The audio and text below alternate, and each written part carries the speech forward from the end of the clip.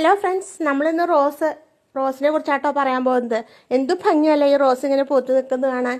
നമുക്ക് law maintenance എന്ന് പറയാൻ പറ്റില്ല, എന്നാലും ഒരുമാതിരി നന്നായിട്ട് കെയർ ചെയ്ത് കഴിഞ്ഞാൽ റോസ് നന്നായിട്ട് പൂടും കേട്ടോ. ഇതിനകത്ത് ഞാൻ പോട്ടി മിക്സ് ആയിട്ട് കൊടുത്തിരിക്കുന്നത്. ആദ്യം നടുമ്പോൾ സാധാരണ ഗാർഡൻ സോയിലിൻ്റെ കൂടെ വെർമി കമ്പോസ്റ്റ്, പിന്നെ ചാണകപ്പൊടി, കുറച്ച് എല്ലുപൊടിയൊക്കെ ചേർത്ത് മിക്സ് ചെയ്ത പോട്ടി മിക്സിനകത്താണ് ഞാനിത് വെച്ചിരിക്കുന്നത്. പിന്നെ ഇടയ്ക്കിടയ്ക്ക് മുട്ടത്തൊണ്ട് പൊടിച്ച് ചേർക്കാറുണ്ട്. പിന്നെ ചായച്ചണ്ടി നമ്മൾ ഉപയോഗിച്ച് തേയില കഴുകിയിട്ട് യൂസ് ചെയ്താലും മതി. അതിനകത്ത് കുറച്ച് വെള്ളം ചേർത്ത് ഒരു ദിവസം വെച്ച് അതിനകത്ത് കുറച്ച് മഞ്ഞൾപ്പൊടിയും കൂടി ചേർത്ത് അതിടയ്ക്ക് ഒഴിച്ചു കൊടുക്കാറുണ്ട്.